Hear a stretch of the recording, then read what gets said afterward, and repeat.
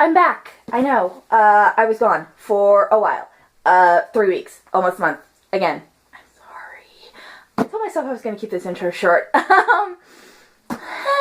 So we are back with another of Lacey's book reviews. Before we get started, I do want to announce that over the next month, you're going to be getting a series of book reviews from me, kind of like people's, Vlogmases or like Zoella's doing over on her 2 channels, the 24 Days of Zoella. I don't know if I'm going to make it to 24 of these because I can't pick 24 books. I'm lucky I was able to pick the 15 I have so far. I am so indecisive about these things, but for now, I'm just letting you know that there are going to be a number of videos to come in December. I hope to keep that up once December's over with, into the new year and everything, but I make no promises. I am a procrastinator extraordinaire, and I often forget to do things. So this is actually take 2, which is better than last time, which was 3 takes. I have once again written myself notes to keep me on task. So, without further ado, our next book review is The Bane Chronicles by the wonderful Cassandra Clare, also with assistance from, at least I think it's assistance from, I'm not entirely sure, Sarah Rees Brennan and Maureen Johnson. You 3 are amazing, and I love you. Okay, so yes, The Bane Chronicles. Add in here that, yes, you're going to notice this is not at all part of the video you're watching, but I wanted to read to you the panel of the summary of Magnus's book, like I'm going to be doing with all my other ones, just because it makes things so much easier. So, 2 seconds. It's not easy being Magnus Bane. As a warlock, he's often called upon to fix the problems of others. His life has been long, and his loves have been many, and Magnus has a way of making sure he's at the right place at the right time. Or perhaps wrong. The French Revolution, Prohibition, the Great Blackout of New York, the first great battle between Valentine and the New York Institute, Magnus was there, and usually in the middle of it. But smuggling Marie Antoinette out of France is nothing compared to loving a vampire like Camille Belcourt, or having a first date with Alexander Lightwood. Though Magnus's tale is far from over, these stories shed a little light on his often inscrutable character, whatever.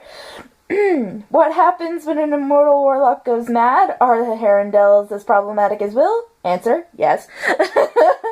What exactly happened at the Hotel de Mort? How did Rafael Santiago become a vampire?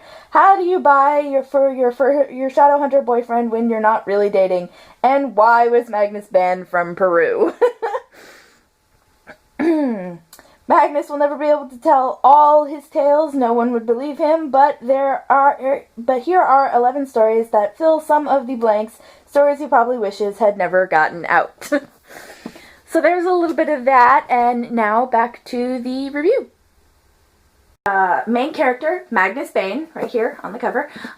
He is the High Warlock of Brooklyn within the Shadowhunter universe.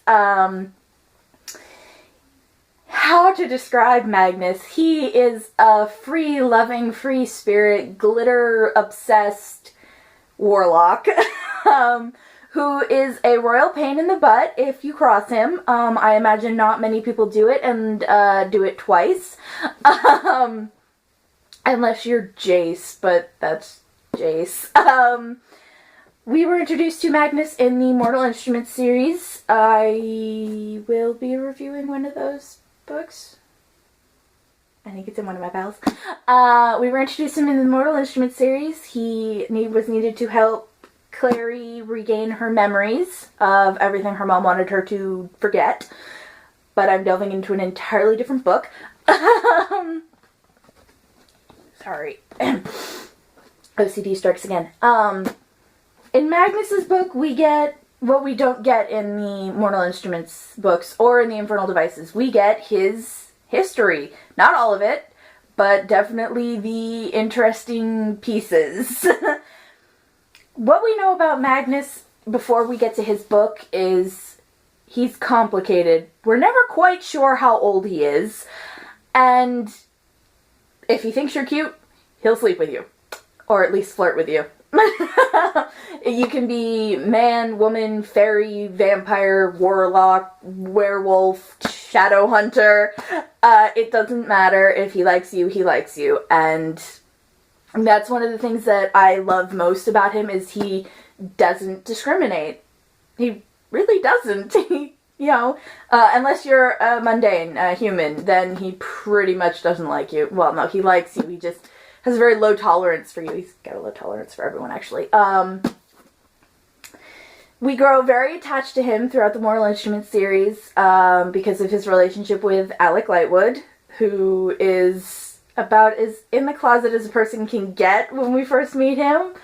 But Magnus helps with that. Not to mention Alec growing into his own person, but again, I segue. In Magnus's book, we learn what made him him, why he's so closed about his past, what happened in his past, why he knows as much as he does.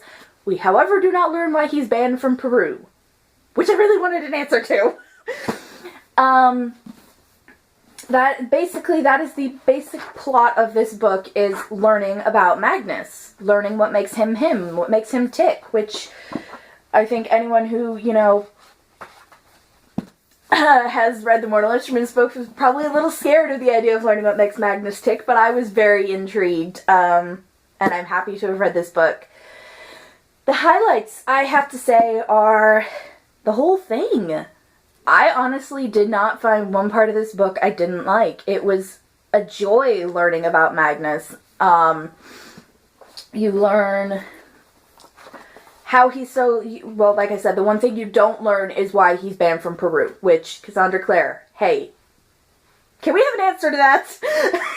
Even Magnus doesn't know. Come on, woman. So, no, we don't learn why he's banned from Peru, but we learn all the different points in history, just what he was involved in. Seriously, the highlights in the whole book is just the highlight of the book.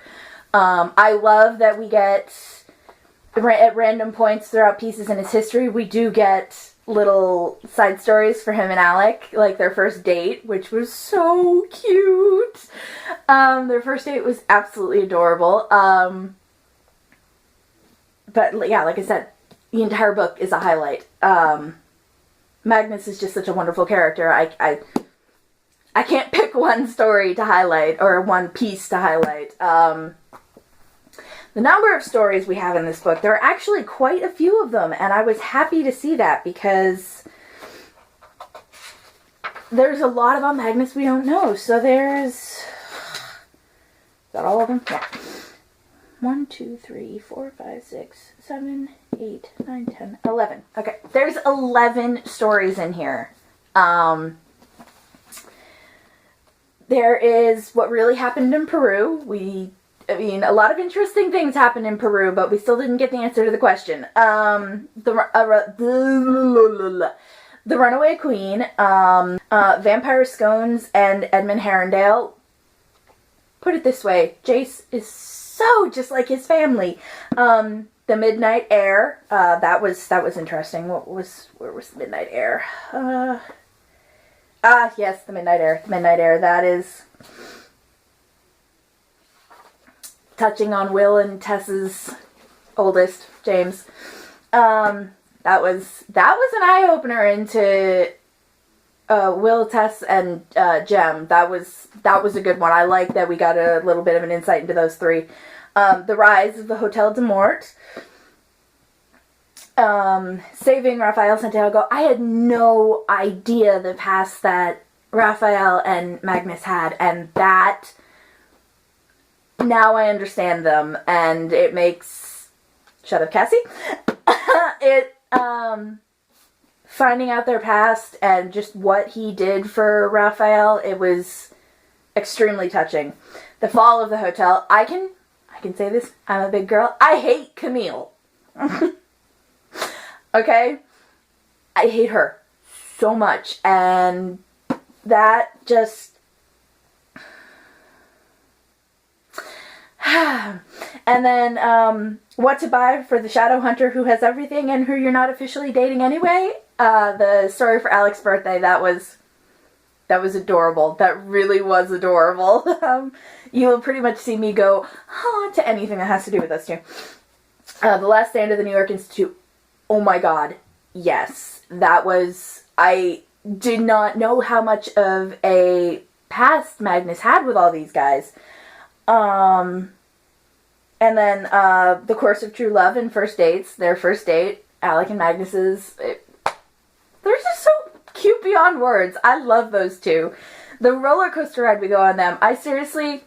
Cassandra Clare, I want the Mortal Instruments books from Alec's point of view. Please. And then the voicemail of Magnus Bane. That just about broke my heart. It is, if I remember correctly, Magnus's voicemail after he and Alec break up. Which... I've come to terms with it. They get back together. It's all good. So each story is a deeper insight into Magnus and just what makes him tick. And it's amazing. And how he is still functioning, I can't figure out. But then again, how any of them are still functioning, Cassandra Clare, once more, we need to have a talk. Pros and cons of the book. Pros.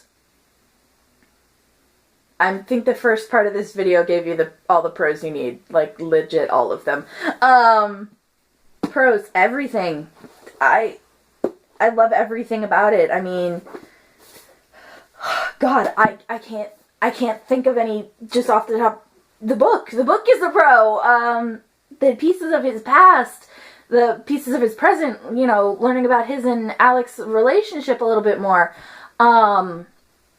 It's just so amazing. I absolutely love it. That's the pros I got right there. Cons, Camille, but you know, I don't like her, so I think I'm allowed to say her as a con. That is legit my only con is Camille, but she has to be in it. She is part of Magnus's past, and thankfully, that's it. Well, she does come into her present a little bit, but we fixed that problem. My overall opinion of this book is it is just what we needed to understand Magnus a little bit more. We don't have all the bits and pieces that make him him. He still has his mysteries. We still don't know how old he is. I think he's like 800 or something. He still has his mysteries, but we will leave those to Alec to figure out because, well, that's his job.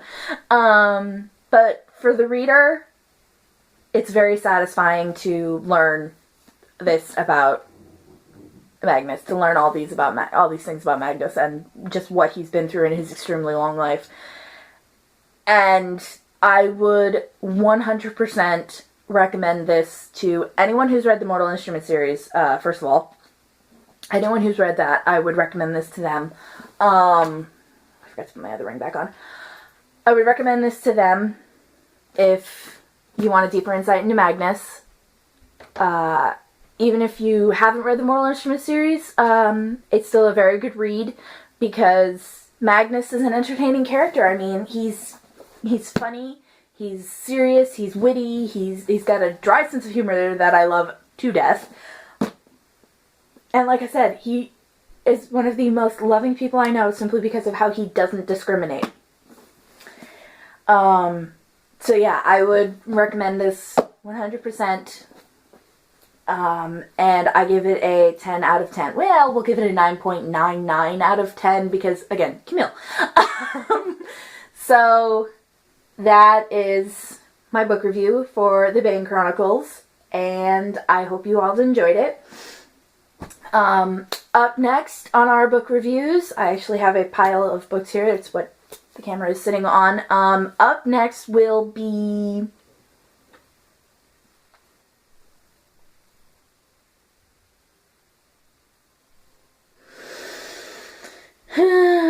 we'll go with A Series of Unfortunate Events, The Bad Beginning. This is one of my all-time personal favorite books, and I can't wait to share it with you guys. So give the video a thumbs up if you enjoyed it, and I will catch you next time. Bye!